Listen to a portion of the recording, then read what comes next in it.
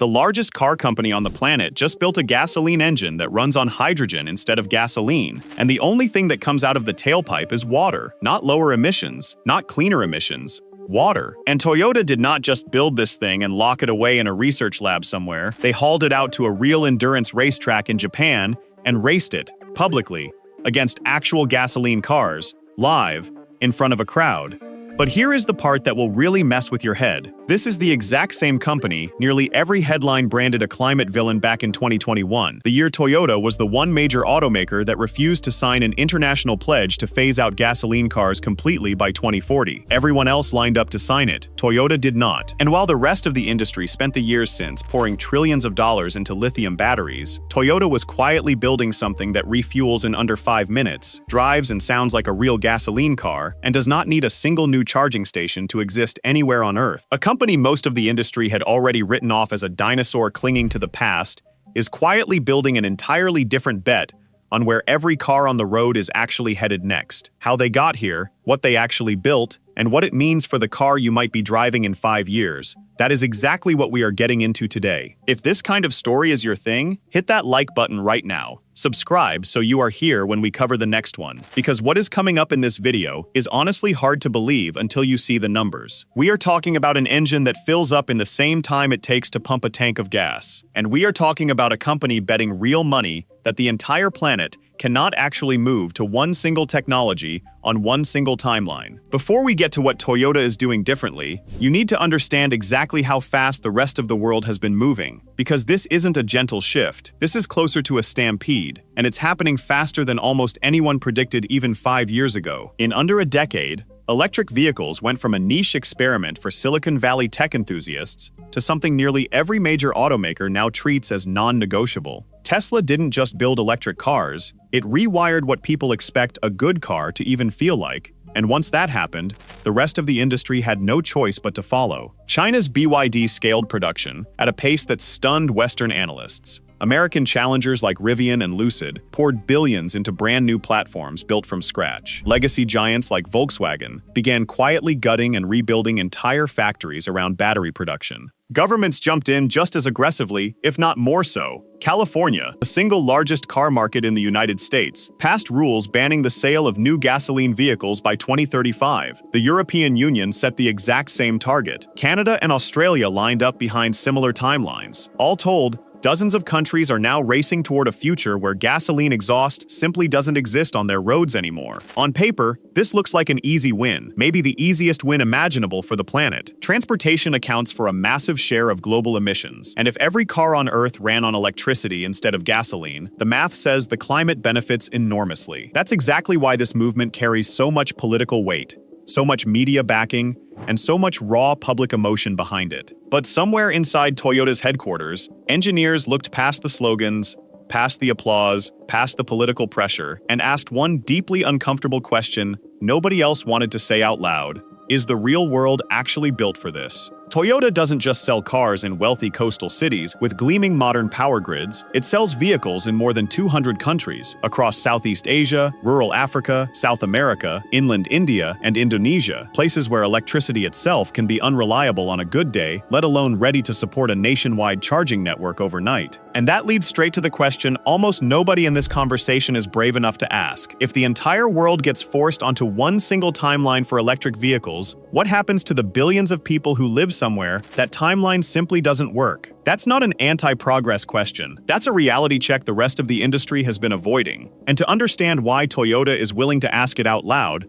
while nearly everyone else stays silent, you have to understand where this company actually came from, and the man who spent years teaching it never to follow a crowd, simply because the crowd is loud. Electric vehicles are everywhere right now. You cannot escape them. But underneath the glossy launch events and the celebrity endorsements is a much messier, much less comfortable story about what actually has to happen for electric vehicles to work. Not just for wealthy buyers in Silicon Valley or downtown Tokyo, but for hundreds of millions of ordinary people scattered across the entire planet. Start with electricity itself, the most basic input of all. Every EV needs power to run. Energy analysts estimate that if electric vehicles make up the majority of cars on American roads by 2035, the country would need roughly 40% more electricity generation than it produces today, just to keep pace with charging demand. That's the equivalent of building dozens of entirely new major power plants inside a single decade. And that's in one of the most developed, most stable electrical grids on the entire planet. California, the very state leading the EV charge, already experiences rolling blackouts during ordinary summer heat waves. Europe is still recovering from a brutal energy crisis triggered by supply disruptions. Now try to imagine layering tens of millions of EVs on top of that, all charging at once, during the exact moments the grid is already buckling. And here's the part almost nobody wants to say out loud. Most of the world's electricity still comes from coal, natural gas, and oil. An EV might produce zero emissions from its tailpipe, but the power plant charging it overnight could be producing plenty of emissions somewhere else, just out of sight. In several countries, the full life cycle emissions of charging an EV can actually rival, or in some cases exceed, those of a traditional gasoline car. Then there's the battery problem, and this is where things get genuinely uncomfortable. Lithium, the essential ingredient in nearly every EV battery, is becoming harder to source sustainably by the year. Most global reserves sit in Chile,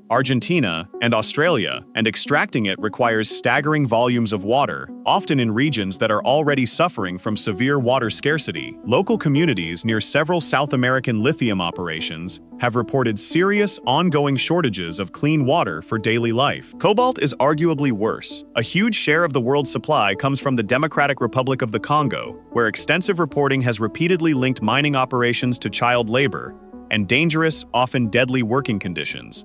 A human rights crisis the global battery supply chain still hasn't come close to solving.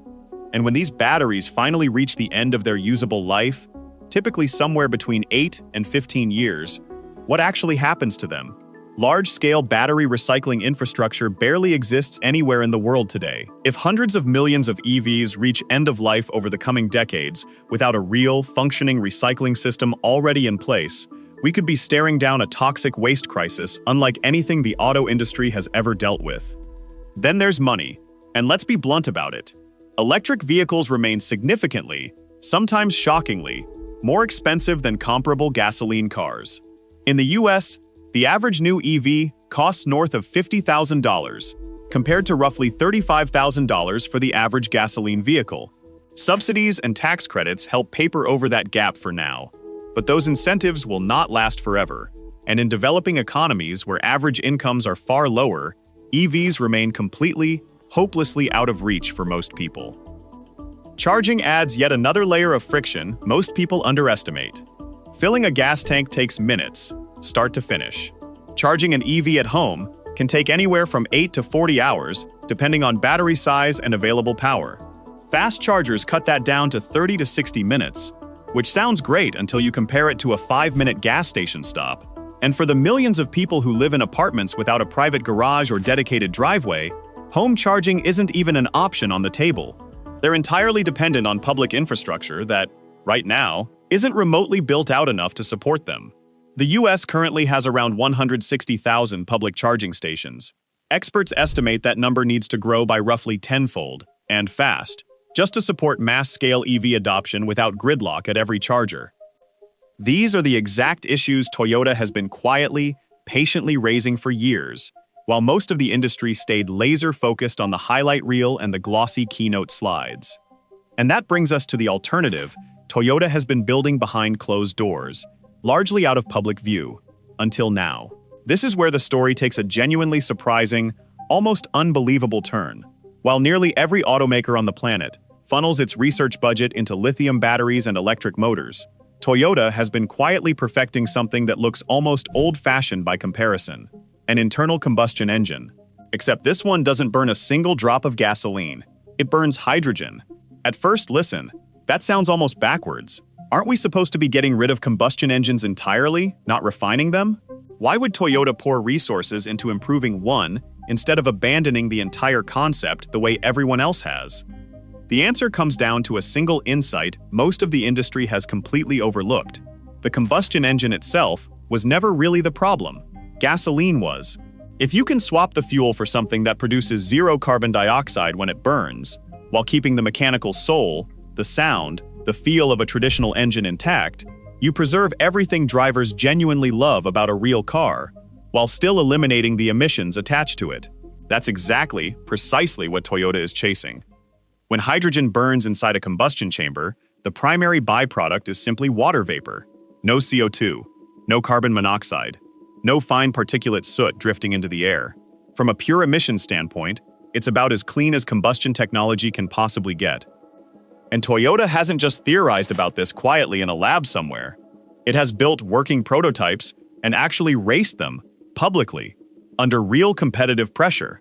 The Corolla Cross H2 concept and the hydrogen-powered GR Yaris have both competed in official endurance races in Japan, pushed to their limits in front of real crowds. Unlike the Mirai, which uses a hydrogen fuel cell to quietly generate electricity, these vehicles burn hydrogen directly inside the engine, almost exactly the way gasoline combusts in a conventional car, just with a completely different fuel feeding the fire. Getting there wasn't remotely simple, and Toyota's engineers had to solve problems most competitors never even attempted. Hydrogen burns faster and hotter than gasoline, meaning pistons, valves, and cylinder heads all needed serious structural reinforcement just to survive the added heat and pressure. The entire fuel delivery system had to be rebuilt completely from scratch, since hydrogen behaves as a gas rather than a liquid fuel. Ignition timing had to be recalibrated with extreme, almost obsessive precision to keep combustion stable and controlled. Toyota worked through every single one of these obstacles, and the result is a car that sounds, shifts, and responds like a genuine gasoline car, preserving the exact mechanical connection. So many drivers say they desperately miss the moment they get behind the wheel of an EV, minus the tailpipe emissions entirely.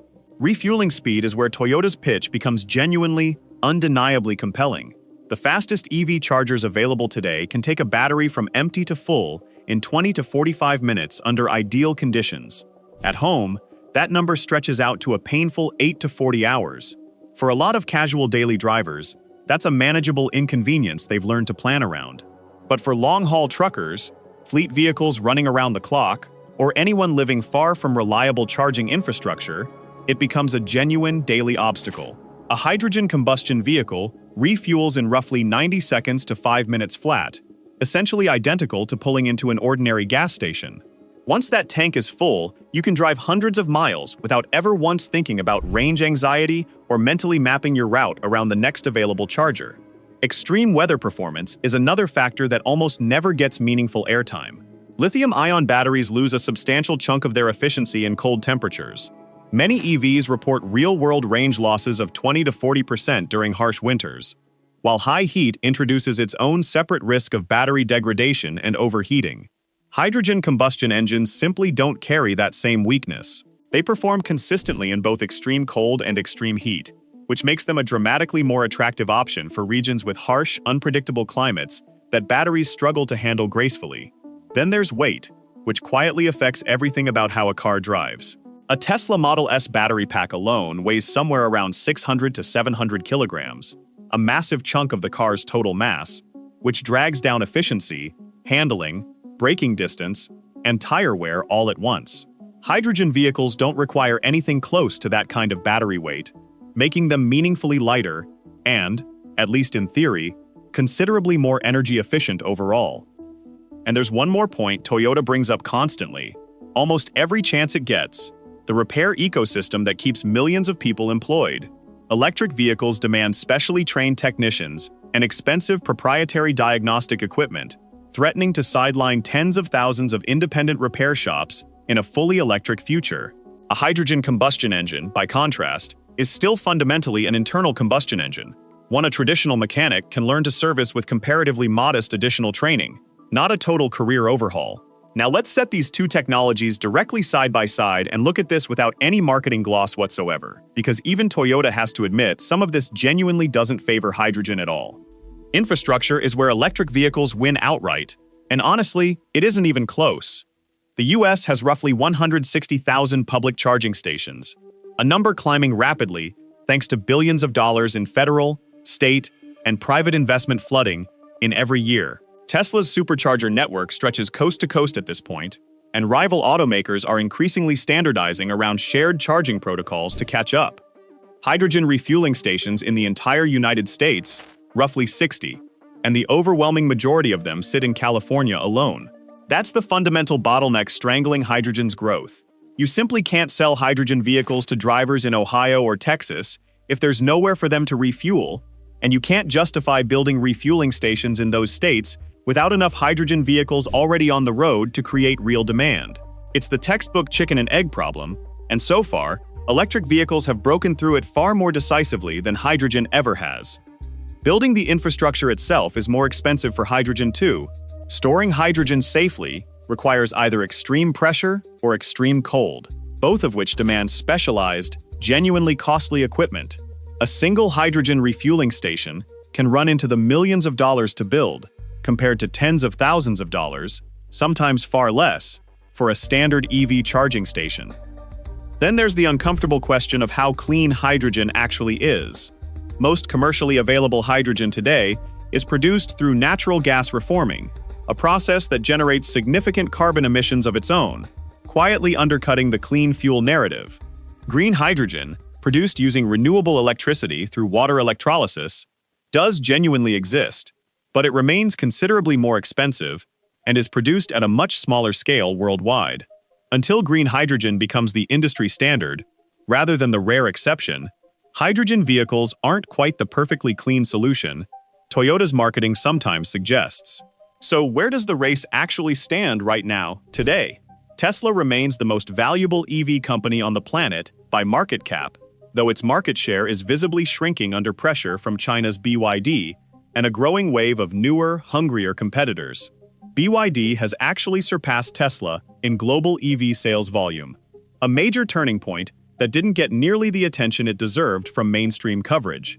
Volkswagen, Ford, and General Motors have all poured billions upon billions into electric vehicles, only to run headfirst into steeper challenges than expected: higher production costs, softer than projected consumer demand, and mounting financial pressure, forcing some of them to quietly slow down their own transition timelines. Meanwhile, Toyota remains the largest automaker in the entire world by total sales volume, by a wide margin. Its hybrids, especially the RAV4 hybrid and Camry hybrid, are selling better than ever in the US right now, generating the steady, reliable cash flow that lets Toyota keep patiently funding long-term bets like hydrogen combustion and solid-state batteries without panicking over quarterly earnings calls. But the risk here is genuinely real, and Toyota knows it better than anyone watching from the outside. If electric vehicles scale faster than expected, if solid-state batteries or some other breakthrough solves range, cost, and charging speed sooner than anyone anticipated, Toyota could find itself playing catch-up in a race its rivals already have a substantial head start on. On the other hand, if the EV transition proves slower and messier than governments and analysts are currently predicting, if the grid strain and infrastructure gaps Toyota has been warning about for years become impossible to ignore, Toyota may end up being the one major automaker that gets to say, plainly, "We told you so." A few key signals are worth watching closely over the next few years. Toyota's actual, measurable progress on solid-state batteries will say a lot on its own. If the company genuinely beats its competitors to market with the technology, that single fact validates its entire multi-pronged strategy overnight. The expansion of hydrogen infrastructure across Japan, Germany, and South Korea will reveal whether hydrogen can truly scale beyond small pilot programs into something real and self-sustaining, and how EVs actually perform under messy, unforgiving real-world conditions: brutal winters, remote rural areas, apartment dwellers with zero access to home charging, will ultimately determine whether Toyota's warnings were genuinely prophetic or simply overly cautious. We've covered an enormous amount of ground here, from Toyota's boldest, most controversial decisions to the deeply uncomfortable problems quietly hiding behind the EV boom, to a hydrogen engine almost nobody expected a major automaker to take this seriously in 2026. And if there's one honest takeaway from all of it, it's this: there is no simple, clean answer here, no matter how badly the headlines want one. Toyota might be completely right that the entire planet can't realistically move to pure electric vehicles on one single universal timeline that applies equally everywhere. But Toyota could also be seriously underestimating just how quickly battery technology keeps improving and how fast EV costs keep falling year over year. Hydrogen has genuine, real potential, especially for heavy transport, but the infrastructure gap is very real, and it can't simply be wished away by good intentions. What matters more than declaring a single winner is recognizing that the questions Toyota keeps stubbornly asking, about power grids buckling under pressure, about battery supply chains built on questionable labor, about basic access for people in less developed parts of the world, are questions the entire industry and every policymaker involved needs to actually sit down and answer, instead of simply riding the trend wherever the momentum happens to carry it. The future of transportation is still being written, one decision at a time. And sometimes, the company willing to ask the uncomfortable questions everyone else is too afraid to say out loud ends up being the one that quietly shapes where the whole industry goes next. So, what do you think? Is Toyota seeing further down the road than everyone else combined? Or is this an enormous, expensive gamble that could cost them the entire race? And more importantly, should the world really be betting everything on one single technology? Or is Toyota's multi-path strategy actually the more realistic, more honest way forward?